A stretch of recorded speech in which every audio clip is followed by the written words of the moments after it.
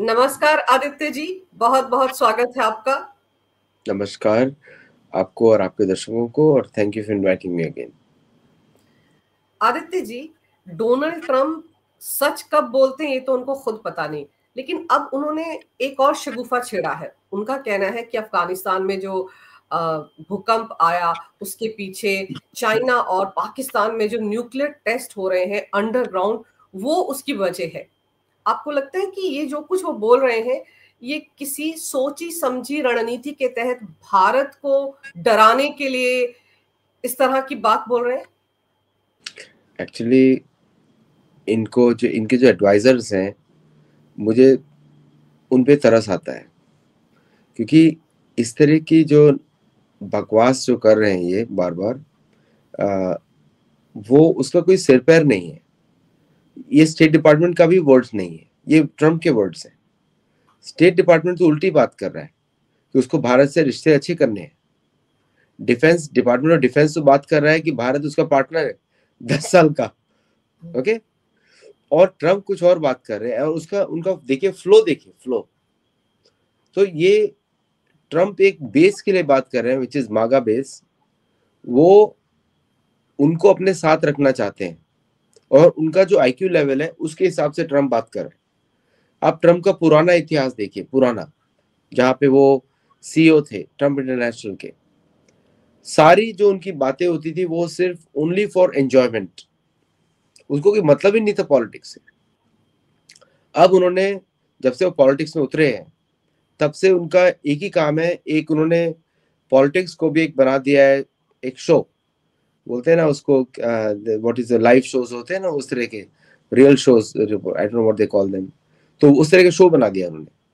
Now now Afghanistan में भूकंप आया और ट्रम्प ऐसा बोल रहे हैं, इसका मतलब ये है कि ट्रम्प को कुछ इनसाइड इंफॉर्मेशन हो सकती है कि उनके बम फट रहे हैं वहां पे, या ट्रम्प हिमसेल्फ या यूएसए खुद ही अपने बम फोड़ रहा है, ताकि कोई सबूत नहीं चाहिए वहां पे।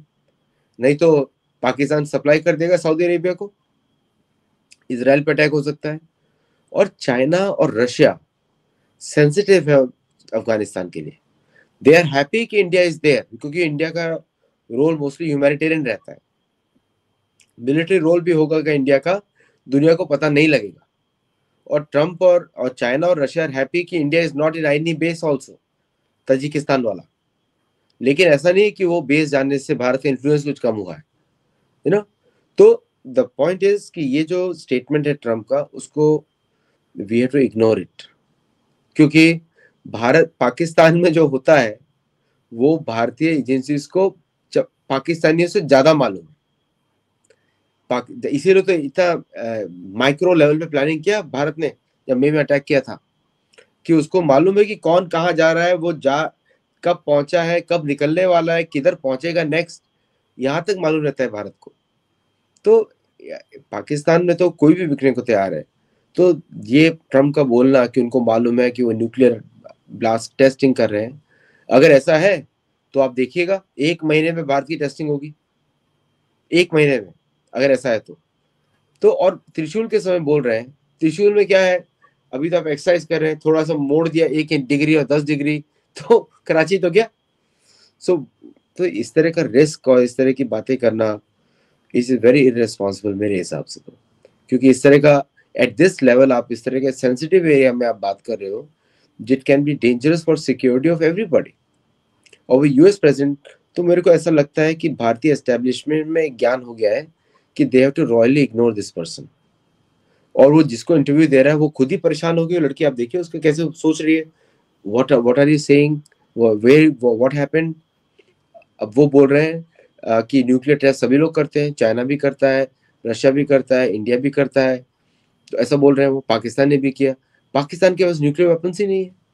उसी प्रेमिस पे तो भारत ने बालाकोट पे भी अटैक किया, उसी प्रेमिस पे तो भारत ने वापस किया, 11 एयर बेसिस पे मारा।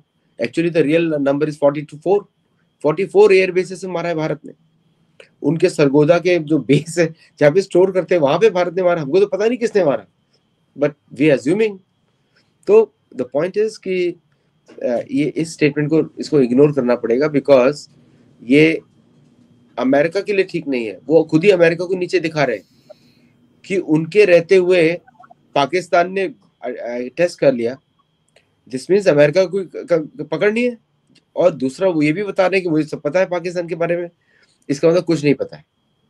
इसका मतलब they rely on Indian intelligence. अगर इंडियन इंटेलिजेंस नहीं होती तो उसामा बिन लादेन के बारे में नहीं पता लगता। आसिम मुनीर तो सिक्योरिटी गार्ड था वहां पे, he was responsible for the security of Osama bin Laden, ये तो रिकॉर्ड्स हैं।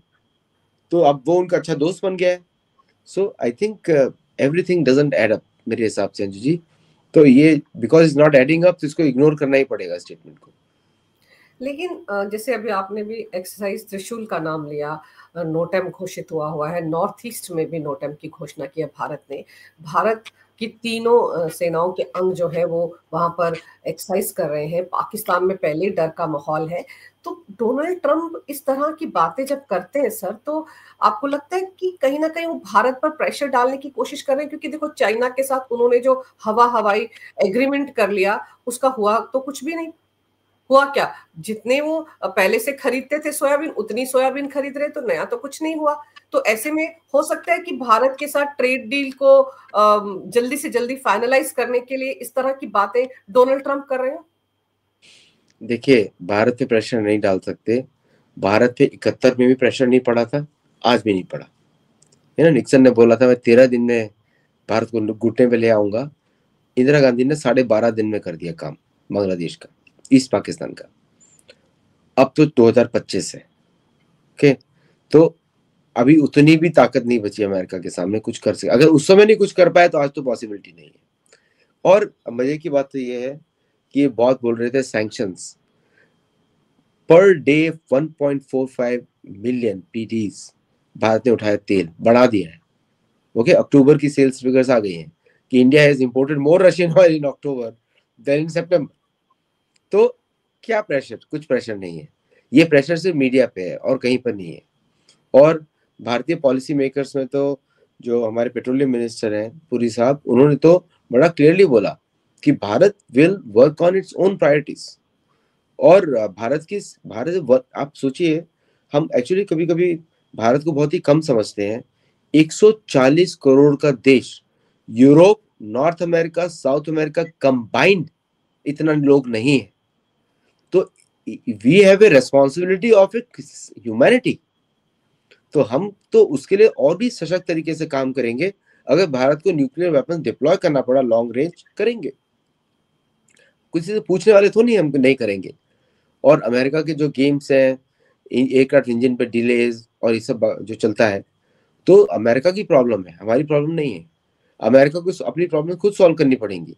या अगर उसको चाहिए तो बुलाए, फिर हम लोगों को मदद मांगे, जैसे मांगी थी उसने कोविड के समय में कि आइवरमेक्टिन दो मुझे, मुझे मेडिसिन दो, मुझे डॉक्टर्स दो, मांगी थी ना मदद। डोनाल्ड ट्रंप भी प्रेसिडेंट थे उस समय, तो मांगी थी ना। तो मांगो हमसे मदद अगर हेल्प चाहिए तो।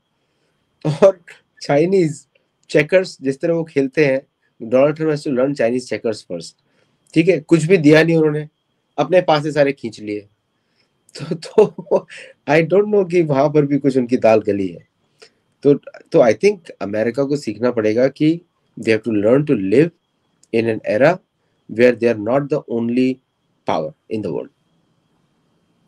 जैसे रशिया ने अभी जिस तरह से न्यूक्लियर मिसाइल जो है उसका टेस्ट किया, जो अपने आप में सबसे अनोखी मिसाइल बताई जा रही है, तो उसके बाद से तो बड़बड़ाए और फड़फड़ाए हुए हैं डोनाल्ड ट्रंप। उसके बाद से उन्होंने कहा था कि अमेरिका भी न्यूक्लियर टेस्ट करेगा, इतने साल से नहीं किया। लेकिन तब ये बातें भी उठी कि अगर अमेरिका करेगा तो बहुत नेगेटिव मैसेज आएगा।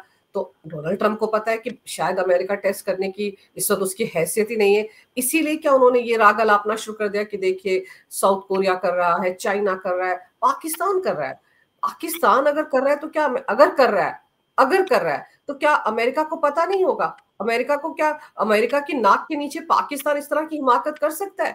तो मतलब जब डोनाल्ड ट्रंप ऐसी बातें बोलते हैं सर, ठीक है, उनको सीरियसली लेने की जरूरत नहीं, इग्नोर करना चाहिए, बहुत बार झूठ बोल चुके हैं। लेकिन अमेरिका जैसे देश का प्रेसिडेंट इस तरह की बचकानी बातें करता है, तो फिर डिस्कस करना पड़ता है कि ऐसा क्यों बोल रहा है, क्या मकसद हो सकता है। इग्नोर करने से पहले भी 10 बार सोचना पड़ता है कि इतनी बड़ी बात कैसे बोल जाते हैं। देखिए, अमेरिका देश है या कॉलोनी है, इसके ऊपर तो डिबेट होनी चाहिए। क्योंकि देश तो तभी होगा जब नेटिव अमेरिकन को राइट्स होंगे। देश तो उनका है, उनको कॉलोनाइज किया गया था। अच्छा, आपका जो दूसरा पॉइंट है, रशिया ने 2 न्यूक्लियर डिवाइसेस टेस्ट किए हैं, दे आर डिलीवरी व्हीकल्स। और एक्चुअली तीसरा भी उन्होंने लगाया है, there is a submarine they tested which will carry Poseidon. Poseidon जो है न्यूक्लियर पावर्ड टॉर्पीडो, उसका डिजाइन इस तरह है कि वो सुनामी लेकर आता है। ओके, तो अगर उस चीज किसी कोस्टल सिटी पे अटैक होगा तो 200 मीटर ऊंची वेव्स क्रिएट करेगा वो। ये वो न्यूक्लियर वेपन है और वो पूरी दुनिया में घूम सकता है अनलिमिटेड रेंज में। सपोज उन्होंने 5 डाले और वो घूमते रहेंगे पूरी दुनिया में। जस्ट बिलीव मी, एक एयरक्राफ्ट कैरियर को ढूंढने के लिए ऐसा होता है समुद्र में कि आप समुद्र के अंदर अगर माचिस की तीली डाल दें और उसको ढूंढना शुरू करें, इतना ऐसा होता है एक एयरक्राफ्ट कैरियर को ढूंढना, इतना बड़ा समुद्र है। तो उसको इम्पॉसिबल डिटेक्ट करना। प्लस उन्होंने जो नई मिसाइल लॉन्च करी, न्यूक्लियर पावर्ड मिसाइल, उसके ऊपर न्यूक्लियर आप वॉरेट भी लगा सकते हैं या कन्वेंशनल भी रख सकते हैं उसको। उसकी रेंज और पावर अनलिमिटेड है। मतलब आपने हवा में छोड़ दिया, 100 छोड़ दिया सपोज, तो घूम रहे हैं वो आपके सारे जो एयरक्राफ्ट, जो anti aircraft anti missile system है, उसको इवेड करके पहुंच जाएंगे उधर तक। And they are all guided by the satellite. और तीसरा, भारत का खुद का GSAT-7R, it's an extremely powerful naval communication satellite, जिससे बोलते तो इंडियन ओशन रीजन, लेकिन उसको कहीं भी हम डिप्लॉय कर सकते हैं। मतलब वो तो फिक्स्ड है, जियोसिंक्रोनस ऑर्बिट में है, एक सर्टेन हाइट पर है, तो पूरी Indian navy is well coordinated. तो भारत को भी पता है कहाँ पे, वो भी एक तरीके का बहुत बड़ा वेपन है, क्योंकि information is war, information is victory. अगर आपको मालूम है ये चीज इधर है, तो बहुत सारे ऐसे डेवलपमेंट्स हुए हैं। लेकिन अमेरिका के अलावा किसी भी देश ने आज तक कोई पब्लिकली न्यूक्लियर डिवाइस यूज नहीं किया है। America is the only country which has used Hiroshima Nagasaki. और टेस्टिंग के बारे में जब आप बात करते हैं, न्यूक्लियर टेस्टिंग में सीस्मिक वेरिएशंस होते हैं जमीन में, और उसको दुनिया भर के सेंसर्स रिकॉर्ड करते हैं। यूरोप में होते हैं, भारत में होते हैं, सब जगह होते हैं सेंसर्स जो उसको रिकॉर्ड करते हैं किसी ने न्यूक्लियर टेस्ट किया। और अगर उस तरह का टेस्टिंग अगर डोनाल्ड ट्रम्प शुरू करते हैं, ये it is like opening A can of worms. तुरंत भारत भी करेगा, तुरंत अदर देश भी करेंगे, और पाकिस्तान उस समय नहीं कर पाएगा बिकॉज उसके पास है ही नहीं। क्योंकि यही तो भारत ने प्रूव किया इस इंसिडेंट सिंदूर में कि हमको मालूम है किसके हैं, और भारत ने जो करना था किया। और अगर तो इस तरह की बातें जो कर रहे हैं, वो एक्चुअली मुझे लग रहा है कि वो अमेरिका को ही नीचे दिखा रहे हैं, कि अमेरिका को उनकी पता नहीं कुछ भी। आदित्य जी, इस तरह की बातें करके आपको नहीं लगता अननेसेसरी वो भारत और पाकिस्तान के बीच में भी टेंशन क्रिएट कर रहे हैं? देखिए, ये वो चाहते हैं कि चीन, रशिया, भारत आसपास में एक दूसरे के साथ काम नहीं करे। उन्होंने पहले भारत के को बोला कि आप क्वाड में जुड़िए, भारत ने मना कर दिया। चीन was very happy with the decision. Okay, उसके बाद आपने देखा है कि भारत और चीन में थॉ हुआ, बातें शुरू हुई। फिर उन्होंने सैंक्शंस लगाए रशिया पे। चीन और भारत ने रशिया का साथ दिया, तेल रिड्यूस नहीं किया। उनको मालूम है उनकी इकोनॉमी तेल पे चलती है, तेल खरीदते रहे। ओके, चीन को उन्होंने प्रलोभन दिया रेयर अर्थ पे, और इस पे चीन को भी मालूम है ये रेयर अर्थ पे 1 साल का समय मांग रहे हैं, उसके बाद खुद की सप्लाईज बना लेंगे। और चीन ने वहां पे गलती कर दी बाय पुटिंग एक्सपोर्ट कंट्रोल्स, क्योंकि उससे उसकी वैल्यू खत्म हो गई कि दुनिया फटाफट ऑल्टरनेटिव ढूंढेगी। तो वो भी चला नहीं दाव, चीन ने वापस आके खड़ा हुआ यूनिटी के साथ। ओके, तो ये और सी चीन के पास अदर रिस्पॉन्सिबिलिटीज भी हैं कि उनको पैसा तो चाहिए, उनको भी चाहिए, उनकी इकोनॉमी डिपेंडेंट है। तो वो सब चीजें भारत ने देखा, उसको समझा। तो एवरीबडी हैज एक्टेड मैच्योरली। तो इन्होंने जितने भी दाव पेच खेलने थे सब खेल लिए, अब झुकने का समय है। तो इसलिए अभी सडनली आप देख रहे हैं वेनेजुएला में भी युद्ध की बात नहीं हो रही है, क्योंकि रशिया ने एंटी शिप मिसाइल सप्लाई कर दी है। मैं चाहता था कि कभी भारत भी ऐसा काम करे, क्योंकि ये सब काम भारत को भी करने चाहिए। एक्टिव न्यूट्रल होकर काम नहीं चलेगा। और बट ये तो मेरा ड्रीम है, किसी को सजेशन नहीं है, तो nobody should take it anyway. तो और दूसरा कि फिर चाइना ने वहां पे सैटेलाइट कम्युनिकेशन सेटअप किया वेनेजुएला में। तो जब से मिसाइल्स पहुंची है और ये सब टेस्ट हुए हैं, अभी वेनेजुएला पे युद्ध की बात गायब हो गई, क्योंकि एक मिसाइल भी पड़ गई अमेरिकन शिप पे, उसकी इज्जत उतर जाएगी। US navy will not be able to send, क्योंकि डिनायबिलिटी तब तक ही काम करता है जब तक यूज ना हो। एक मिसाइल भी पड़ गई, जैसे हूती में एक मिसाइल पड़ गई उनकी, 2 प्लेन लॉस्ट हो गए, पूरी American navy had to withdraw और वापस वो बेसेस में चले गए, क्योंकि वो एक तरीके का इनविंसिबिलिटी को डिस्ट्रॉय कर देता है सेना की। इसलिए भारतीय एक्शन जब लेते हैं तो पूरा एक्शन लेंगे, आधा नहीं लेंगे कि जस्ट उसको किया और बाहर आ गए। और you exit at a powerful stature. फिर अभी बात हो रही है मैक्सिको को इन्वेट करने की, कल ही से, कि मैक्सिको को हम इन्वेट करेंगे, लेकिन वो भी पॉसिबिलिटी नहीं होगा, क्योंकि मैक्सिको से फूड आता है। तो कैसे करोगे आप? अब वहां पे ड्रग कार्टेल तो आपके ही हैं, आप लोगों ने सब आप ही तो खरीदते हैं। अमेरिकन ज्यादा कंज्यूमर्स, तो मार्केट यहाँ पे है, तो वो भी नहीं चलेगा। तो अभी कोई स्ट्रेटेजी बची नहीं है। इसका मतलब ये है कुछ और छुपाने की कोशिश की जा रही है, which is economic collapse of America, उसको छुपाने की कोशिश की जा रही है। तो इसलिए अभी हम लोगों को तो बस चुप, just you have to watch, और कुछ करना नहीं है। और आप ये देखिए कि बगराम एयरबेस चाहिए अमेरिका को। अफगानिस्तान और पाकिस्तान के बीच में रिश्ते बहुत खराब हो चुके हैं, और ऐसे में डोनाल्ड ट्रंप अगर अफगानिस्तान में जो भूकंप आया है 6.3 इंटेंसिटी का, उसको पाकिस्तान से जोड़ देते हैं कि वहां अंडरग्राउंड न्यूक्लियर टेस्ट हो रहे हैं, तो आप सोचिए दोनों के बीच के जो तनाव है वो कितना एस्केलेट कर जाएगा। तो डोनाल्ड ट्रंप क्या कर रहे हैं? भारत और पाकिस्तान के बीच भी आग लगाने की कोशिश कर रहे हैं, अफगानिस्तान और पाकिस्तान के बीच और बढ़ावा देने की कोशिश कर रहे हैं, ताकि उनका अपना मतलब सिद्ध हो जाए, क्योंकि उनको तो बगराम से मतलब है ना, वो तो किसी ना किसी तरीके से चाह रहे हैं बगराम में एंट्री हो जाए। और फिर अफगानिस्तान ने बगराम एयरबेस भारत को ऑफर किया है। तो ये सारी चीजें जो है वो डोनाल्ड ट्रंप पर तो उल्टी पड़ रही हैं, इसीलिए वो उल्टी सीधी बातें करने में लगे। देखिए क्या है कि बाग्राम एयरबेस पे रशिया ने बनाया था, बाय द वे। रशियन था, 79 में बना था वो, रशियन ने डेवलप किया था। अमेरिकन ने उसको और इन्वेस्टमेंट करके बड़ा किया। और बाग्राम एयरबेस तो किसी भी हालत में नहीं मिलेगा, बिकॉज अफगानियों भूले नहीं है कितने इनोसेंट अफगानियों को मारा गया यूजिंग दैट बेस। और हिंदुओं को भी याद है, क्योंकि देखिए क्या है, चाहे कुछ भी हो, अफगानी लोगों को का डीप कनेक्शन है हिंदुओं से। कुछ भी हो, चाहे कुछ भी ऐसा बोला जाए, अभी आप देखिएगा थोड़े दिनों में जो बामियान बुद्ध के साथ मूर्तियों के साथ हुआ था, उसके लिए भी तालिबान ने अनाउंस करेगा किसने किया, क्योंकि मालूम है सबको किसने किया। ओके, और वो उसका कनेक्शन ही पाकिस्तान से बैठने वाला है, बाय द वे। और पाकिस्तान का जो स्टेटस है, वो तो सबको मालूम है क्या होने वाला है थोड़े दिनों में। It's just a matter of time.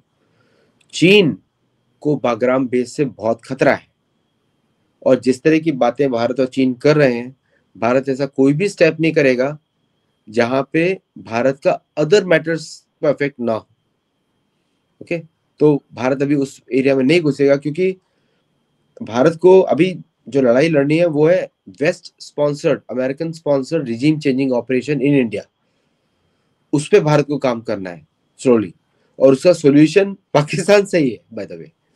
तो उस एरिया पे भारत को फोकस करना है। रशिया किसी भी हालत में बाग्राम बेस को किसी को नहीं देने की कोशिश करेगा। अगर उसने किया तो शायद भारत का आईनी बेस वापस खुल जाए। ओके, अभी वो बेस शायद रशिया के पास जाएगा, किसी और के पास रहेगा। सो द पॉइंट इज कि ये डायनेमिक शिफ्ट्स हो रहे हैं, और I really give a hats off to भारतीय एक्सटर्नल अफेयर्स मिनिस्ट्री, किस तरह वो टैक्टफुली सबको टैकल कर रहे हैं with a very responsible response, मतलब देखा जाए रिस्पॉन्सिबिलिटी के साथ कर रहे हैं। अभी जो मैं what I see in this entire incident is कि मुझे लग रहा है कि अमेरिकन स्टेट डिपार्टमेंट इस समय फ्रंट एंड रोल लेगा टू कूल द टेम्पर्स। मुझे ऐसा लग रहा है कि वो they will try to go back to the old story, India and Pakistan strategic partners. लेकिन अभी the water has moved under the bridge. अब पुराने जैसा रिलेशन नहीं रहने वाले अमेरिका के साथ कभी भी, एवर अगेन। तो I think America has lost it out. 25 साल जो उन्होंने इन्वेस्टमेंट किया था, भारत के साथ अच्छे रिलेशन बनाने का, I don't think so that's going to now continue. और सारे के सारे रिलेशनशिप जो है वो डोनाल्ड ट्रंप की इस तरह की बकवास बातों के चलते ही खराब हो रहे हैं, और ये जो टैरिफ पे टैरिफ खेल रहे हैं। लेकिन एक चीज और है, भारतीय मीडिया में इसकी बड़ी चर्चा हो रही है कि ताजिकिस्तान का जो एयरबेस है भारत के हाथ से निकल गया, कैसे भारत की जो फॉरेन पॉलिसी है वहां पर बिल्कुल धराशायी हो गई। तो ये सब बातें जो है इनको कैसे देखना चाहिए, जबकि ऑपरेशन सिंदूर के दौरान भारत ने तो उस एयरबेस को इस्तेमाल करना चाहा था लेकिन कर नहीं पाया था शायद। नहीं नहीं, इट्स नॉट अबाउट दैट। अभी उसका यूटिलिटी खत्म हो गया ना, यूटिलिटी खत्म हो गया। हम्म। अब now you have a naval communication power, you can already see things, you can take care of Pakistan from any direction जब तालिबान की गवर्नमेंट है वहां पे। So why you need that base? और उस बेस की जरूरत रशिया को ज्यादा है, तो अगर पाकिस्तान का ढोल पीटना है तो रशियंस के जरूरत ज्यादा है वहां पे। और ये जो ग्रेट गेम है सेंट्रल एशिया में, उसमें तीनों का इंटरेस्ट है, भारत का भी इंटरेस्ट है, चाइना का भी इंटरेस्ट है, और रशिया का भी इंटरेस्ट है। तो गिव एंड टेक्स तो चलता रहेगा इस एरिया में। अगर वंदे भारत आपको बाकू पहुंचानी है तो कुछ तो करना पड़ेगा ना, तो where everybody needs to feel secure. अगर तो इसलिए इससे कलेक्टिव गेम, ये आप सोच लीजिए कि ये भारत रशिया चाइना का कलेक्टिव गेम है।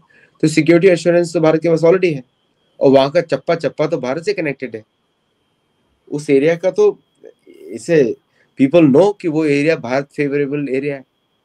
अभी हमारे तो पुराने रिश्ते हैं के किंगडम से, के से हमारी तो त्रेता युग के रिश्ते हैं, के भी वहां से थी। सो द पॉइंट इज कि ये जो एरिया है ये, इसमें भारत ने एक समय में रखा था जब सब कुछ हॉस्टाइल था। ईरान भी हॉस्टाइल था, सेंट्रल एशिया भी हॉस्टाइल था, चाइना भी हॉस्टाइल था। अब वो सब नई सिचुएशन है, तो इस समय भारत ने चेंज कर दिया। प्लस भारत की खुद की कैपेबिलिटी इतनी ज्यादा हो गई है, उनको कोई जरूरत नहीं है। वो तो यहाँ पे आप वहां पे लगा दीजिए ईरान के पास में शिप्स। चबार पोर्ट भी भारत के पास ही है, कराची से 170 किलोमीटर की दूर पे, ग्वादर से। तो इट्स नॉट वेरी फार। तो ये सब तो चेंजेस होते रहेंगे थोड़े बहुत, और गिव एंड टेक चलता रहेगा सेंट्रल एशिया में, क्योंकि मल्टीपल इंटरेस्ट है। तो there is nothing cause to worry. अगर भारतीय गवर्नमेंट को प्रॉब्लम नहीं हो रही है तो I think media should also not worry about it. हाँ, क्योंकि भारतीय मीडिया में ही चर्चा चल रही है ना कि डोनाल्ड ट्रंप ने ऐसे कह दिया। यहाँ तो एक तबका ऐसा है आदित्य जी, जिनको लगता है कि सत वचन बोलते हैं डोनाल्ड ट्रंप, जो बार बार ये मुद्दा उठाते हैं कि अरे 53 बार कह दिया कि भारत और पाकिस्तान के बीच सीज फायर करवाया था। पता नहीं वो लोग कैसे भरोसा कर लेते हैं डोनाल्ड ट्रंप पर, उनके प्रोपेगेंडे को आगे बढ़ाते हैं। उन्हीं के कहने पर शायद ही भारतीय मीडिया इस तरह की बातें कर रहा है कि पाकिस्तान जिसकी औकात ढेले भर की नहीं, वो न्यूक्लियर टेस्ट कर रहा है, जो कटोरा लेकर घूम रहा है। आप देखिए अभी एक वीडियो वायरल हुआ शहबाज शरीफ का, जो कह रहा है कि अनएक्सेप्टेबल। अरे भाई, तुम कर्ज लेते हो, कर्ज देने की, तुम वापस करने की तुम्हारी औकात नहीं, तो अनएक्सेप्टेबल कैसे हो गया? वो ये कहना चाह रहे हैं कि दुनिया के लोग पाकिस्तान को कर्ज तो दे लेकिन दान के तौर पर दे, ताकि पाकिस्तान को वापस ना करना पड़े। जिस देश की ये हालत हो रखी है वो न्यूक्लियर टेस्ट कर रहा है। देखिए क्या है कि कुछ भारतीय अपोजिशन लीडर्स और उनसे अलाइड मीडिया, उन पे तो इन्वेस्टिगेशन होनी चाहिए। क्या वो देशद्रोह कर रहे हैं, इस पे तो भारतीय सरकार को एक्शन लेना चाहिए अगर करना चाहें तो। और दूसरा ये है कि डोनाल्ड ट्रंप ने सच कब बोला, आप उनकी पत्नियों को पूछ लीजिए, 4 पत्नियां हैं, चारों को पूछ लीजिए, इंक्लूडिंग मेलेनिया को पूछ लीजिए। तो आई थिंक वो उनको शायद उसको बोलना कि उसकी बातों पर विश्वास करना, इट जस्ट शोज की इंटेलेक्चुअल कैपेसिटी कितनी है सोचने की। ये इतना ही बोल सकते हैं, अब इससे ज्यादा क्या बोलेंगे हम लोग। और आपका जो दूसरा है कि ये द क्वेश्चन है कि क्यों क्या क्या ये जो यूएस, देखिए क्या है कि शहबाज शरीफ और ये लोग, इनको मालूम है कि ये तभी तक रहने वाले हैं जब तक चीन और अमेरिका इनको रखने वाला है। Pakistan only exist on paper, वो भी आर्टिफिशियल नाम है वो। उसका कोई कोई एग्जिस्टेंस कभी था या नहीं था, कभी भी एक्चुअली वो सीरियस कंट्री नहीं था। इट वॉज ए क्रिएटेड, एक पतला, कौन सा एक पतला से देश बनाता है बॉर्डर पे, उसका उसको सेंट्रल एशिया से कनेक्ट किया to take care of China and USSR, और continuously put India in check. तो महात्मा गांधी का यही तो कोलैबोरेशन था कि एक लैंड दे दिया उनको, so that it can be permanently part of trouble to Bharat. उन्होंने यही तो ब्रिटिश को उन्होंने गिफ्ट दिया, और इस कंडीशन पे ही भारत को बनाया। अभी ये सब सत्य आ जाएंगे थोड़े दिनों में सबके सामने कि क्या गेम किया था महात्मा गांधी ने, सॉरी दुरात्मा गांधी ने। सो वी हैव टू अब तो हिस्ट्री को ठीक से देखने की जरूरत है। अच्छा, एक चीज और है, जिस तरह से चाइना और अमेरिका के बीच ये जो एग्रीमेंट की बातें हुई, वो जो बुसान एयरपोर्ट पे दोनों जने मिले, 1 घंटे तक मुलाकात हुई थी शी जिनपिंग और डोनाल्ड ट्रंप की, तब ये भी कहा जा रहा था कि अब पाकिस्तान का क्या होगा। तो कहीं पाकिस्तान को थोड़ा ऊपर दिखाने के लिए भी डोनाल्ड ट्रंप इस तरह की बूस्टिंग कर सकते हैं, अरे देखिए वो तो न्यूक्लियर बना रहा है, न्यूक्लियर टेस्ट कर रहा है। मतलब ये इस तरह की बातें भी तो थोड़ा पाकिस्तान को पटाने के लिए की जा सकती, क्योंकि अगर चाइना और अमेरिका साथ साथ आए तो पाकिस्तान का तो बुरा हाल होने ही वाला है। देखिए क्या है कि मेरे को ये समझ नहीं आता है कि न्यूक्लियर टेस्ट कब से गर्व वाली बात हो गई। हम्म। न्यूक्लियर बम का टेस्ट, आप वहां पे मनुष्यता को खत्म कर रहे हो। ऑलरेडी पाकिस्तान ने हिंदुओं को मार दिया, ऑलमोस्ट वैनिश कर दिया। वो तो माँ हिंगलाज माता की वजह से हिंदू बचे हुए हैं, नहीं तो वहां पे भी हिंदू गायब हो जाते। तो ऐसे देश का अगर वो बोल रहा है मैं न्यूक्लियर बॉम्ब बना रहा हूँ, यही मेरी सबसे बड़ी उपलब्धि है लोगों को मारने के लिए, तो कभी देश माना जा सकता है? ये सोचने का विषय है। ये तो देश ही नहीं माना जा सकता जो कि सिर्फ मारने के लिए कुछ बना रहा है। भारत तो ये नहीं बोलता मैं न्यूक्लियर बॉम्ब बना रहा हूँ किसी कुछ, वो तो भारत बोलता है न्यूक्लियर एनर्जी हम पीसफुल एक्सप्लोरेशन करते हैं। That's a right use to say. Medical में उसका एप्लीकेशन है, एनर्जी में एप्लीकेशन है। That's how you improve the life of people based on the times today. अभी तो भारत को बहुत जरूरत पड़ेगी पावर की, तो more nuclear reactors will be opened up for power, thorium based. तो अच्छे देश तो इस तरह की बातें करते हैं, थ्रेटन नहीं करते। भारत बोलता है कि यस हमारा नो फर्स्ट यूज पॉलिसी है, लेकिन वो भी चेंज हो सकता है depending on circumstance, because I threat from you, मतलब हम वाइप आउट कर देंगे तुमको। But that is a reaction, not an aggression. Pakistan का एग्रेशन है शुरू से लेके अब तक। वो तो किराने में भारत ने उसको बताया भाई तुम्हारे पास है ही नहीं, बात क्या कर रहे हैं। कोई भी रिस्पॉन्सिबल कंट्री ऐसे थ्रेटन नहीं करता है। यू विल सी चाइना भी न्यूक्लियर वेपन्स रखता है लेकिन थ्रेटन नहीं करता। रशिया को एग्रेशन है, Russia reacts, Russia doesn't threaten, reacts. क्योंकि जब अमेरिका जर्मनी में जाके न्यूक्लियर बॉम्ब्स रखता है, यूके में रखता है, प्लस सबमरीन्स डिप्लॉय करता है, तो उसको बोलना ही पड़ता है भाई we have nuclear weapons, we will react. और लेकिन क्या रशिया ने यूज किया? कभी यूक्रेन को थ्रेटन किया? नहीं। यूक्रेन को रशिया ने बिल्कुल न्यूक्लियर स्ट्राइक थ्रेटन नहीं की। उसने यूरोप को थ्रेटन किया, but not to Ukraine, not to. उसने यूएस को बोला कि विल यूज बिकॉज आपके एक्शंस है, लेकिन not to any non nuclear country. तो किसी ने भी इररेस्पॉन्सिबल स्टेटमेंट्स नहीं दिए हैं एक्सेप्ट ये आर्टिफिशियल नेम वाली कंट्री, हमारी चुराई हुई लैंड। वही लोग बोलते हैं। आप देखिए अमेरिका जब गए थे मुनीर, तो वहां खड़े होकर बोला था कि अगर हमारे पर बात आएगी तो हम आधी दुनिया को खत्म कर देंगे। इस तरह की बचकानी बातें तो मुल्ला मुनीर कर रहा था। अपनी आर्मी को तो बेच दिया, $100 दे दो एक सिपाही के लिए, $10,000 दे दो। ये भीख मांग तो रहा है इसराइल से, जो हमास में उन्होंने अपनी सेना भेजनी है, कुछ जवान वहां अब फौज के लोग भेजने, उनके लिए बार्गेनिंग हो रही कि $100 दे दो, $10,000 दो। ये किस तरह का है? औकात $100 की भी नहीं है लेकिन 10,000 मांग रहे हैं। देखिए क्या है कि ह्यूस्टन एलिट्स या डैलस एलिट्स, जहाँ पे ज्यादातर पाकिस्तानी प्रोग्राम्स होते हैं, इन्हीं लोगों ने जिया उल हक को प्रमोट किया था। ये सब एंग्लो सैक्सन वाइट लोग हैं, सोशलाइट्स हैं। कैसे किया था उसका कनेक्शन कहीं ना कहीं ब्रिटेन से बैठेगा, फ्यूचर में कभी चेक होगा तो बैठेगा। तो वहां पे जाके ये सब बकवास स्टेटमेंट्स करते हैं। वहीं पे जिया उल हक ने बोला था स्टेटमेंट्स कि हम भारत को 1000 कट्स और ये सब से बात करेंगे, वहां पे बोला था। किसी और का ओरिजिनल स्टेटमेंट है बट वहां पे रिपीट किया गया था। उसको एक मूवी है चार्ली विल्सन्स वॉर, उसमें बड़ा अच्छी तरह दिखाया गया है, एक्चुअल इंसिडेंट्स है उसके अंदर। तो द पॉइंट इज, और वहीं पे जाके अब इसने फ्लोरिडा में स्पीच दी थी, फ्लोरिडा में दी थी, और फिर ह्यूस्टन के वहां पे वही सोशलाइट्स जो फ्लोरिडा में इन्वॉल्व हुए, इनका प्लान था कि भारत में भी उस तरह का युद्ध किया जाए जैसे अमेरिका ने मुजाहिदीन स्पॉन्सर किया था। बट ये पाकिस्तानी इतने बेवकूफ होते हैं, ये भूल गए उसकी वजह से उनका देश टूट गया। मुजाहिदीन तो वही टीटीपी, टीएलए, लबैक, पता नहीं क्या क्या ऑर्गेनाइजेशन लोग के।